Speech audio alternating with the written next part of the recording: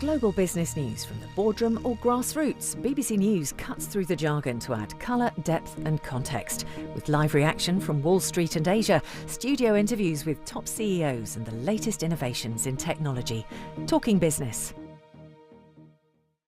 Hello and welcome to Talking Business with me, Mark Lobel. Let's have a look at what's on the show. The anxiety in advertising.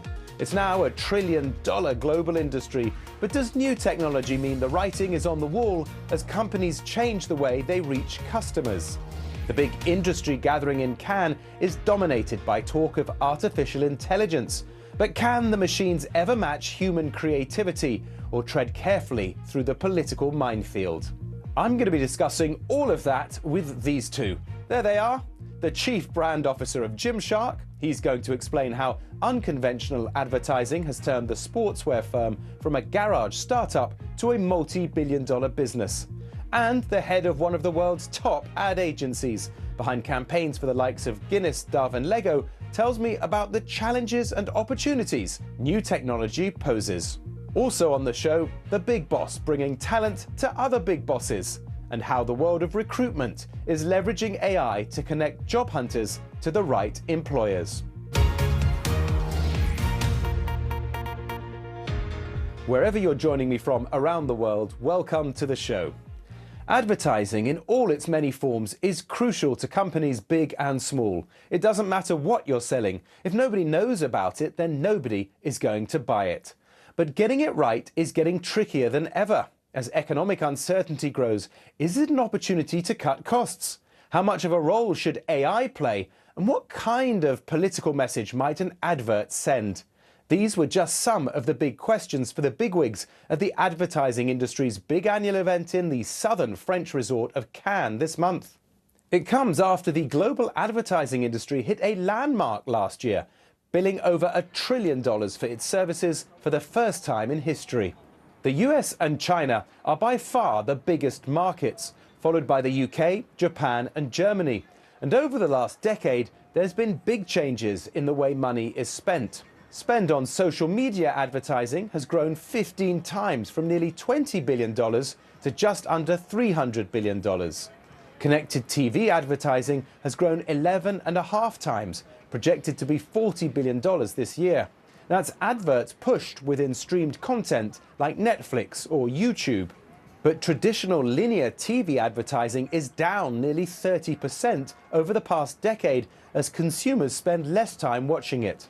And advertising on commercial radio is down nearly 18% over the same period as audiences shift to podcasts.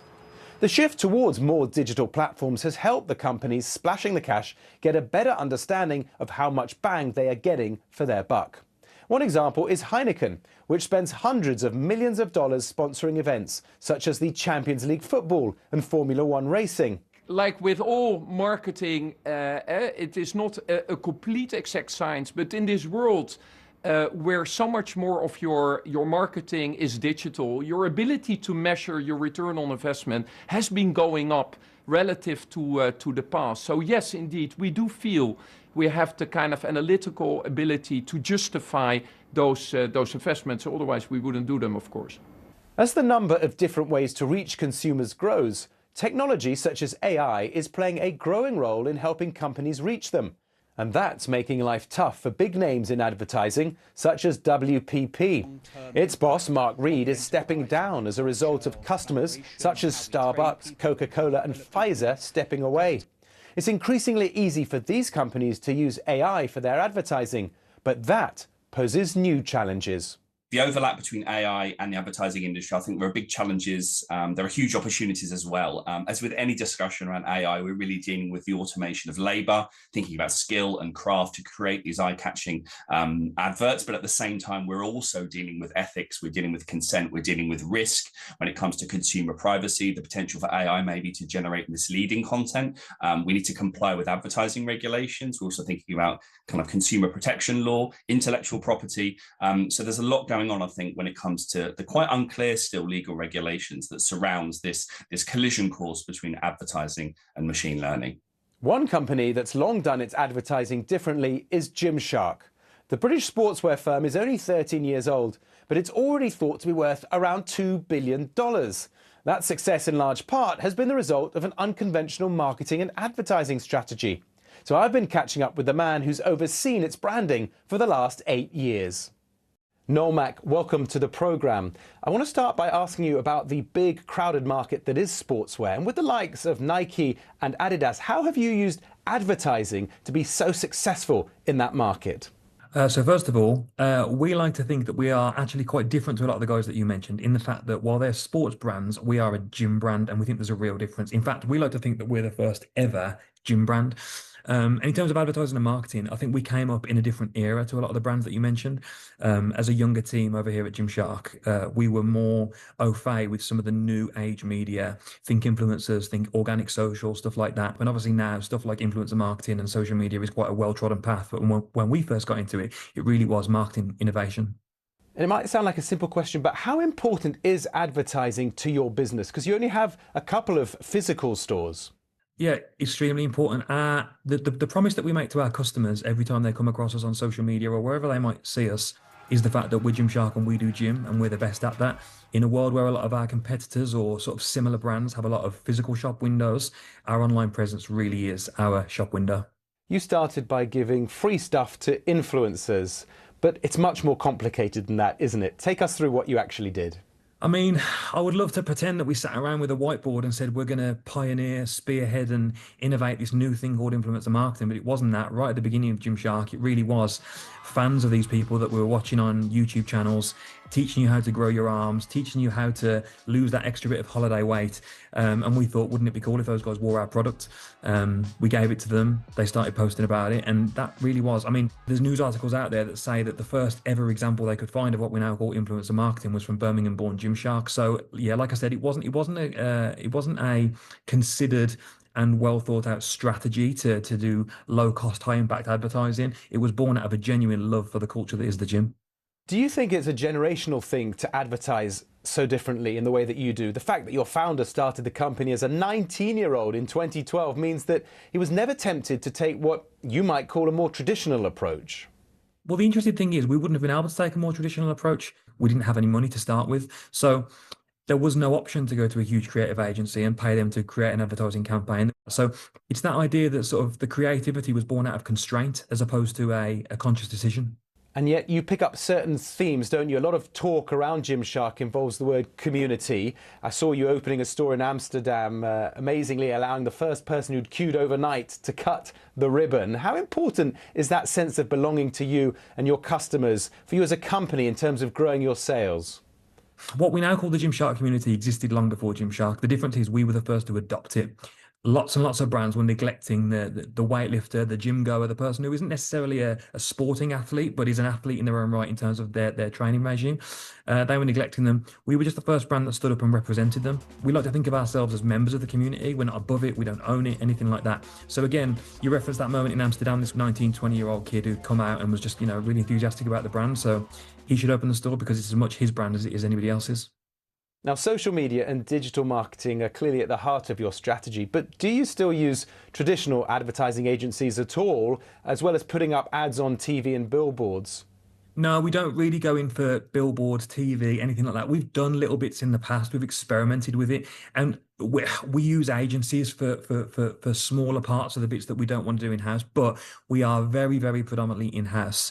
As an early adopter of influencer marketing, as Gymshark was, getting individuals and athletes with strong social media followings to promote your products, how did you identify and nurture the right voices to represent the brand?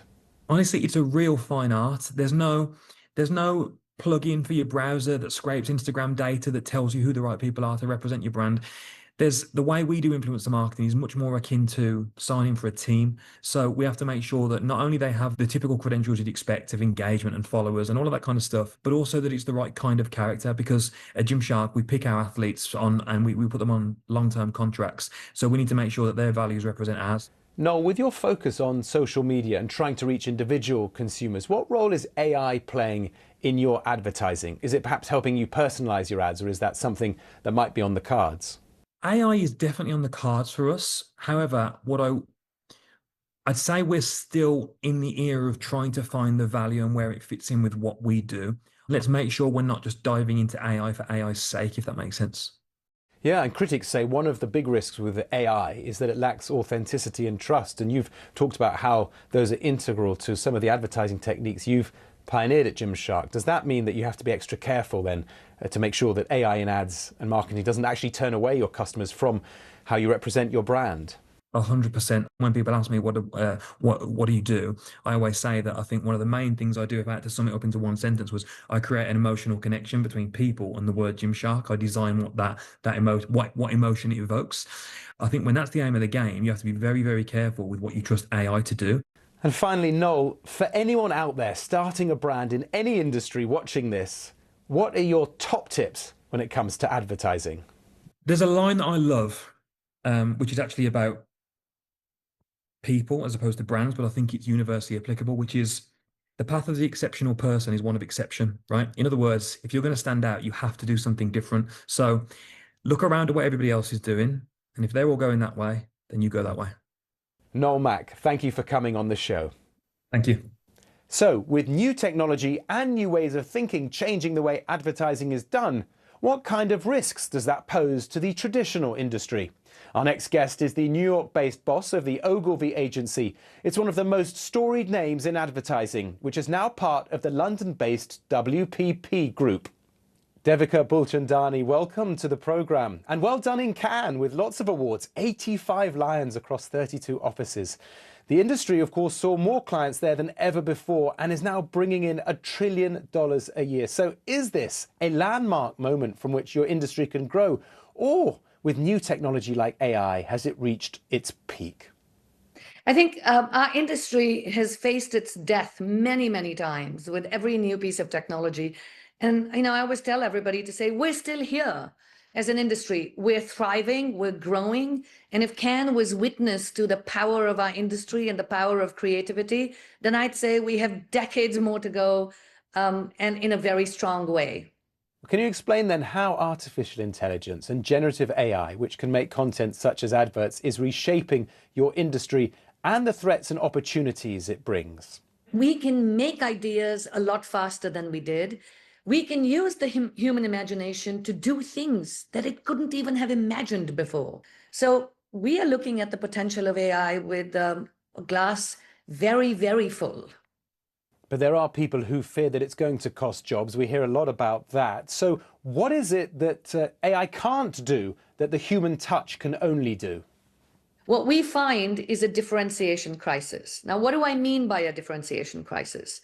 That more and more brands are less and less differentiated from each other. And when you look at human behavior, how do we make a choice about a brand? We make a choice based on this brand feels different to this other brand. So differentiation is a massively important thing for our clients. And there's $3 trillion of lost revenue potential because of the lack of differentiation. What AI and technology do is allow us to get increasingly personalized with our content. I can now, if I'm interested in a pair of shoes, I can get served up ads about shoes for the next 3 days because of my behavior on a particular website. I'm sure you have all experienced that. That level of personalization is leading to commoditization. And what does commoditization mean? Less differentiation. More and more brands start feeling the same. So what AI cannot do is fix the differentiation crisis. We need human creativity to come up with ideas, to come up with constructs that get into our memory structures and make brands feel different. Talking of your clients, another major concern for your industry is the general state of the global economy, with trade and tariff uncertainty a big headache for many of the companies that use your services. So with costs rising and profits under pressure, are you seeing them cut back on advertising budgets yet? This has been a volatile year for us, yes. Are we seeing clients be as predictable as I have in some other years where there's no macro forces? Of course we haven't. What I'd say is, our clients are facing the pressure from what's happening from a macro perspective. We tend to get that pressure, sort of put upon us from our business perspective. But I look at two things to say, are there macro conditions that are beyond our control? Yes, there are. Are there conditions that are within our control, which is our client relationships? Absolutely. So I'd put it as a tale of two stories this year from my perspective to say our relationships are very strong, but the macro conditions are creating a sense of volatility, which are real. Does that go right down to the consumer? If they have less money, are they less swayed by advertising? Well, in sort of tough economic times, what we find is value becomes more important than loyalty. What we find is people buy on price more than they buy on sort of image. Having said that, there's data that proves again and again and again that if clients stop investing in these moments, they will see some long-term equity erosion and long-term business impact. So it's extremely important that while the levers of how consumers will make decisions change, that we continue to invest in advertising. You spoke in Cannes about the need for the advertising industry to listen more to right-wing perspectives. Do you think the anti-woke shift is a permanent one? If I could predict every shift in the world, I would be a gazillionaire by now. But let me say this, I guess, my point there, that our industry is left-leaning, and it is our responsibility to be able to represent all constituents on behalf of our clients. So we need to do a better job at making sure that we're listening to our entire consumer base and therefore creating ideas for the entire consumer base. That's our commercial and fiscal responsibility for our clients. We've certainly seen a return to more blokish traditional ads like at the Super Bowl. And of course, we're aware that Donald Trump is pushing back on diversity, equity and inclusion programs. How much of a risk is the shift to brands that have been defining themselves as progressive as companies move away from this more inclusive messaging in their advertising?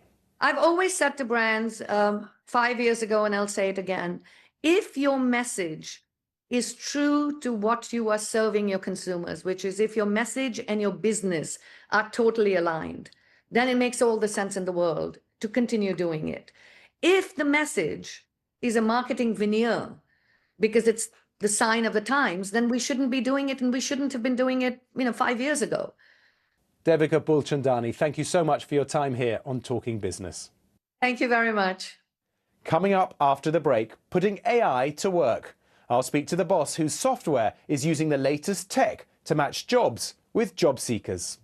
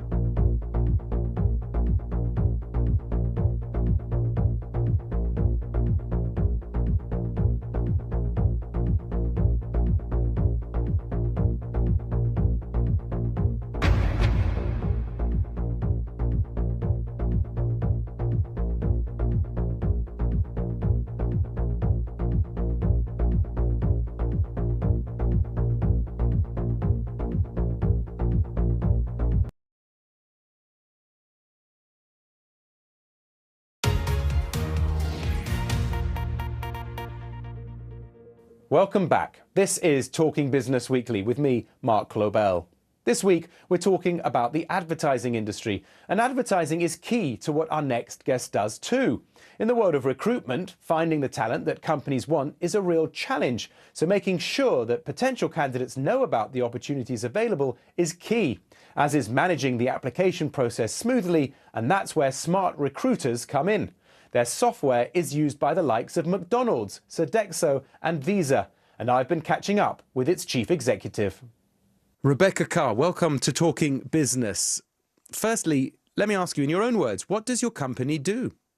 Smartrecruiters is a talent acquisition platform, which basically means that we facilitate connecting candidates who are looking for work to organizations that are hiring through a technology interface. So think your traditional job application all the way through that interview process, that offer process, and the onboarding process that gets you onboarded at that company and makes you successful long term. So what is the problem that your company is trying to solve?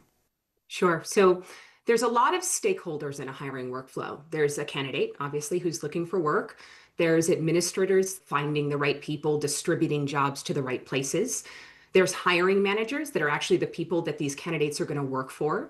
And oftentimes, this whole workflow is very tedious. So for Smartrecruiters, what we're focused on is making that process very efficient, very insightful, very fast.